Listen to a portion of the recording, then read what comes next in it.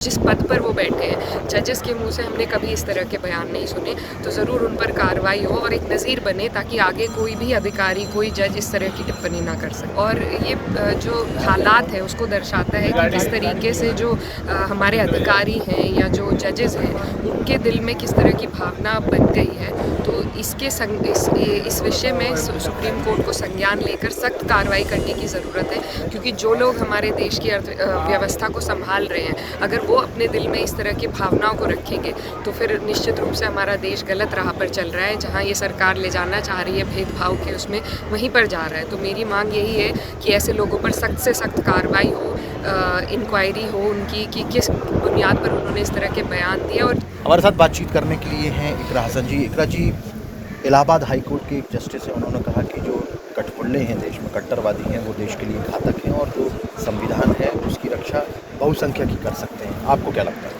देखिए, बहुत अफसोसजनक टिप्पणी है और जो बात कही गई है बिल्कुल बेबुनियाद है। हमारा देश सेक्युलर था, है और रहेगा।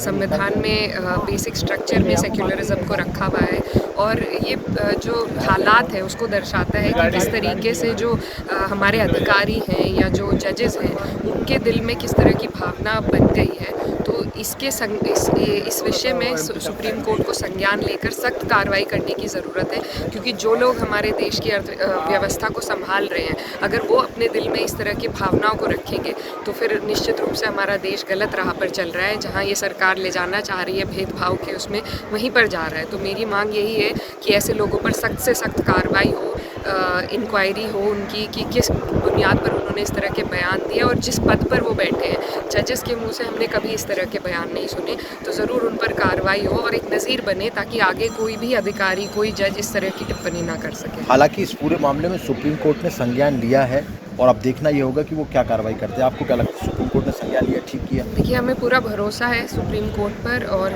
हमारा सबसे सर्वश्रेष्ठ न्यायालय है। तो हमें उम्मीद है कि वहाँ से हमें न्याय मिलेगा और ऐसे लोगों की टिप्पणी पर रोक लगाई जाएगी। एक अंतिम सवाल इसी के संबंधित जानना चाहता हूँ। उन्होंने कट्टरपंथियों की बात की, तो क्या आपको नहीं लगता कि कट्टरपंथी किसी भी धर्म के हों वो घातक होते हैं, किसी भी देश के लिए, समाज के लिए, धर्म के लिए? देखिए, कट्टरपंथी हो या मुजरिम हो, हर आदमी किसी भी धर्म से आ सकता है, किसी भी समाज से आ सकता है, लेकिन उसके आधार पर आप पूरे एक समाज को अपने निशाने पर नहीं ले सकते। सबको जनरलाइज करके आप ऐसा ओपिनियन नहीं फॉर्म कर सकते।